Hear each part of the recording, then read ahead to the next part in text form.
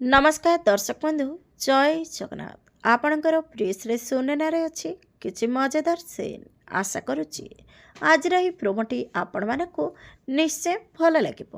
दर्शक बंधु विवेक सुनेना भगवान भोल बाबा पाखे हाथ जोड़ी प्रार्थना करुवे कहे भगवान सुनेना आपणकर बहुत बड़ भक्त आपण होती तार इष्ट देवता जिते भी प्रोब्लेम आसले भी सुनेना आपण को ही पूजा करे से जदि आपण पाखक न आसती ताहले आपणकर इष्ट खंडन हम आपण लोक मानकर भरोसा उठिଯିव आपण आपणकर परम भक्त को रक्षा करंतु प्रभु मो सुनेना को मो पाखक फेरई आणतु।